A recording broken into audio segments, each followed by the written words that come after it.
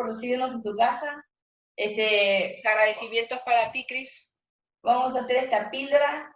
He conocido a Sara el año pasado y muy gentilmente he quedado contactada en un congreso en Santander. Entonces, para ir directamente a lo que estábamos hablando, yo te quería preguntar esta diferenciación que tú haces en algunos artículos, que me parece interesante, ¿no? Esta como diferencia que haces entre educación mediática y alfabetidad digital, como para solamente una generalidad. Sí, bueno, es que creo que por la evolución que está llevando nuestra sociedad hay que diferenciarlo y es un tema importante. Cuando empezó todo el auge de las tecnologías digitales, pues la gente dijo, bueno, la ciudadanía se tiene que alfabetizar, igual que se alfabetizaba anteriormente en la lectoescritura, y tenemos la necesidad de alfabetizarnos lingüísticamente, pues ahora con los medios digitales tenemos que también alfabetizarnos, porque no podemos actuar de la misma forma que cuando leemos y escribimos con papel y lápiz, ¿no? Y bolígrafo. Entonces, realmente ahí hubo un momento en el que perdimos la batalla, en el sentido de que cuando empezábamos a alfabetizar a la ciudadanía, resulta que lo único que le estábamos enseñando es a utilizar tal programa o tal otro, les estábamos fidelizando hacia el uso de una herramienta, con lo cual de por vida estaban ya abocados a tener que usar esa herramienta, que era la que conocían, pues para hacer sus textos, sus hojas de cálculo, para hacer sus diseños o edición de imágenes, etcétera, ¿no? Entonces, de alguna forma nos habíamos equivocado y habíamos perdido la batalla, como decía antes, porque estábamos dando una opción muy instructivista o muy instrumentalista del uso de la alfabetización digital. Resulta que nos llegan, bueno, y realmente todo el mundo defendía en aquella época, ¿no? Estoy hablando de primeros años del siglo XXI. Todo el mundo lo defendía, nadie podía estar en contra de la alfabetización digital. Incluso decíamos que si un analfabeto lingüístico era una persona vulnerable al engaño, y totalmente manipulable, pues una persona analfabeta digital era también en nuestros días una persona, pues eso, vulnerable al engaño y a la manipulación. Y ahí más o menos anduvimos en aquella primera internet que era un hipervínculo para acá, para allá, nos fuimos organizando en esa marabunta de link y tal, pero llegan las redes sociales y ahí aparece un gran problema, porque resulta que esa ciudadanía que se creía lingüísticamente alfabetizada, digitalmente alfabetizada, resulta que en las redes sociales estaba siendo carne de cañón, estaba siendo realmente muy vulnerable, ¿no? Entonces, todos los teóricos de la educación mediática hicieron una distinción importante, y es que tenemos que ir más allá de la alfabetización digital. ¿Y cuál es nuestra obligación? En definitiva, ¿en qué ha delegado la sociedad en nosotros? ¿Para qué investigamos, no? Pues precisamente para que la sociedad, la ciudadanía en general, sea crítica y responsable en esos nuevos escenarios digitales en los que está actuando. ¿Vale? Entonces, todo lo que sea saber escribir, leer, digitalmente hablando, en ese espacio digital, en ese espacio virtual, de tal forma que sea crítica y responsablemente, eso es alfabetización digital o mediática más allá de lo digital. Es decir, todos los valores, contravalores, todos los respeto de los derechos de los demás, todo eso que alguien responsable y crítico tiene que tener en cuenta, lo da la educación mediática. y por experiencias pasadas no lo dio la alfabetización digital. Porque sí, es como decías vos, ¿no? Era una visión como mucho más instrumentalista. Claro. Y entonces superar esa cuestión para integrar Sí. valores ya, mirada crítica, ¿no? Y valores es muy importante. Bueno, gracias por la distinción, creo que ayuda, y sobre todo en este momento que venía como con la segunda idea, ¿no? Si este momento de pandemia finalmente debilitan esas resistencias que todavía sentimos los que trabajamos en la educación a distancia, en instituciones y en docentes, ¿no? Y bueno, quizá, ¿te parece que esto ha sucedido, sucede? ¿Cómo lo ves ahora, en este momento? Sí, porque es muy curioso que esta pandemia, lo más curioso es que estamos en la sociedad postdigital, obviamente, ya no estamos en una sociedad digital, es una sociedad postdigital que nos lleva al concepto de netmodernidad, es decir, es una época en la que todo el mundo está conectado. Y con la pandemia ha ocurrido una cosa muy interesante. Esa separación entre el yo físico o analógico y el yo virtual, es decir, cuando actúo en un entorno analógico, cuando actúo en un entorno digital, un poco se ha disipado en el sentido de que hemos estado confinados físicamente, es decir, nos hemos metido todo el mundo en nuestra casa, pero nos hemos expandido mucho en el espacio digital.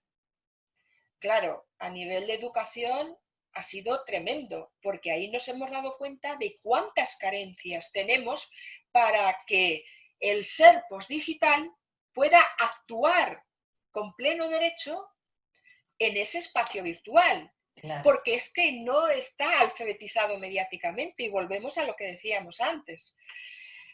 Entonces nos hemos dado cuenta cuántas carencias. Pero al mismo tiempo nos hemos dado cuenta que es posible aprender a educar en el espacio virtual. Los centros educativos han estado cerrados de todo el mundo prácticamente, pero los estudiantes y las estudiantes han seguido aprendiendo. Los y las docentes han seguido enseñando. ¿Dónde? En el espacio digital.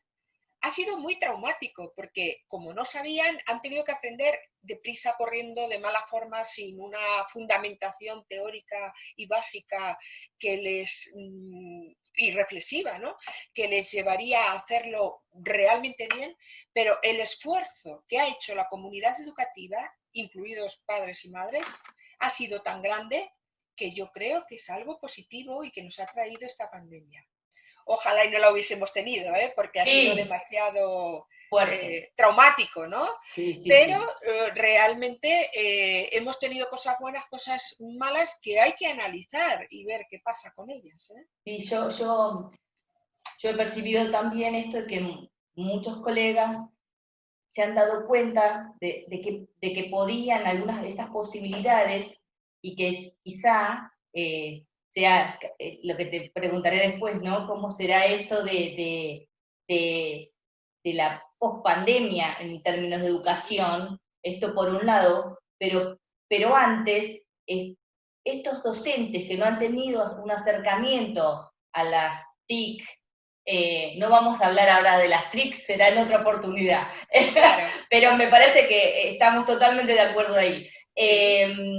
Los que no han tenido un acercamiento a las tecnologías de información y comunicación en términos de utilizarlas para sus, digamos, para sus estrategias de aprendizaje, ahora se les han revelado como otra forma, ¿no? Entonces, ¿cuáles serían las competencias primarias que a estos docentes habría que formarlos o de alguna manera recomendarles una formación? Sí, yo creo que en primer lugar habría que aprender del pasado, ¿vale? Entonces, si seguimos enseñando con una concepción instrumentalista, esto que nos espera, pues obviamente vamos a volver a perder la batalla, porque la evolución de las tecnologías digitales está ahí, es enorme, el entorno educativo no ha sido capaz de estar a la altura de esa evolución y ahora quizá podemos tener un momento de avanzar, ¿no? Entonces, yo creo que hay que aprender de preparar a estas personas que ya han tenido este acercamiento traumático, como decíamos ahora, pero no de forma instrumentalista. Hay que fundamentarlo en los valores que son propios de la educación, ¿no? Obviamente todo lo que se haga en un entorno educativo no puede ir en contra de las grandes máximas de la educación, ¿no? Pues esto tampoco, obviamente. Entonces, yo creo que no debemos perder la batalla en este sentido y debemos empezar a formar a estas personas de otra manera. Vamos a ver, yo creo que una estrategia que podría funcionar es la siguiente. Usted, estudiante, usted, profesorado, usted, familia, participa en momentos de ocio en las redes sociales, ¿no es así? Sí. ¿Y cómo realiza esa estrategia dialógica dentro de las redes sociales? Usted busca unas comunidades de tales temáticas porque es su centro de interés y de alguna forma crea inteligencia colectiva, como decía Pierre Levy. Ahí no le ha enseñado a usted nadie, simplemente ha utilizado el sentido común y ha ido, sea la edad que sea, y lo ha hecho. Bien, pues ahora aplíquelo al entorno educativo. Vamos a ver, estudiante, a partir de ahora usted a lo mejor va a tener un momento en el que ya no va a poder compartir un espacio físico, por lo menos inmediatamente, con toda su aula, sino que va a tener que compartir un espacio físico y un espacio virtual, necesariamente. No va a haber otra opción. Pues, ¿cómo lo comparte dentro de las redes sociales? ¿Podría trasladar ese modelo dialógico a su entorno educativo? Y además, ¿quién es el responsable de su propio aprendizaje como estudiante? ¿Quién? Usted mismo. Es más, usted que sepa que es responsable del aprendizaje de sus compañeros y compañeras. Al mismo tiempo, el profesorado también está aprendiendo conforme trabaja. También tiene usted parte de responsabilidad en ese aprendizaje del profesorado.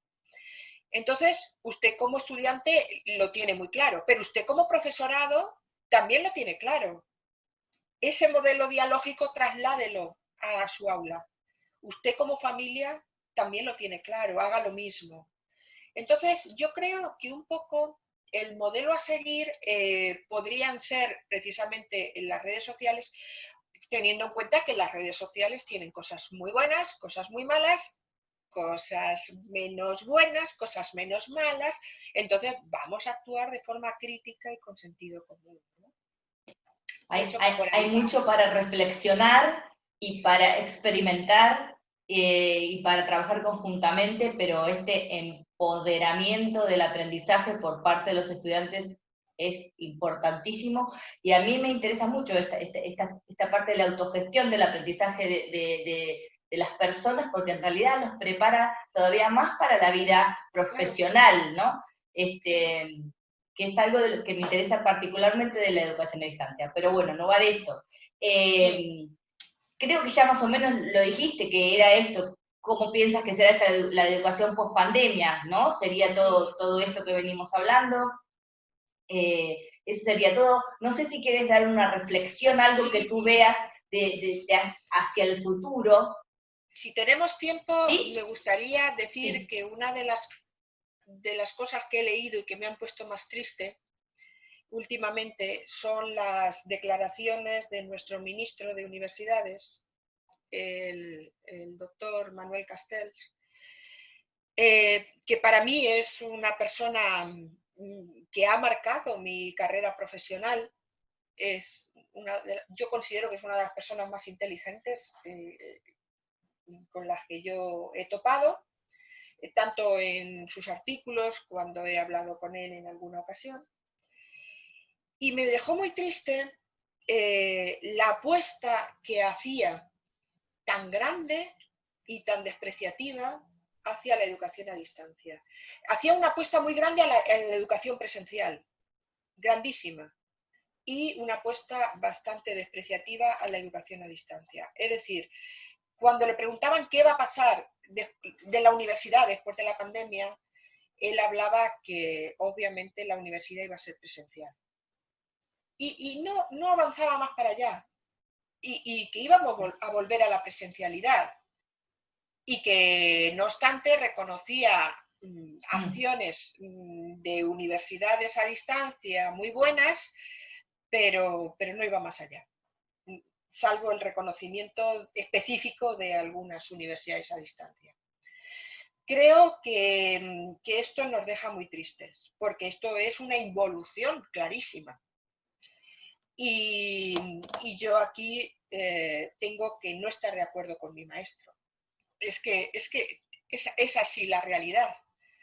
No puedo pensar que todo lo que se ha hecho en educación a distancia era de menor importancia que lo que se ha hecho en educación presencial en cuanto a universidades. Eso no me cabe en la cabeza. No solo porque yo pertenezca a la universidad a distancia, que soy pro universidad a distancia, sino porque los datos nos demuestran que nuestros egresados y egresadas tienen las mismas competencias y en muchos casos de forma superior a las personas egresadas en universidades presenciales. Entonces, si a mí el ministro Manuel Castel no me demuestra con datos que somos unas universidades de segundo rango, de segunda categoría, pues lo siento, pero no me lo voy a creer. Y de verdad que fue muy doloroso escuchar estas declaraciones que hizo, porque de alguna forma me sentí muy decepcionada. Dicho esto, que puede ser algo puntual, que todo el mundo decimos en momentos en que a lo mejor no lo hemos reflexionado demasiado, o venimos de un día loco, o tenemos la cabeza en mil cosas, yo qué sé.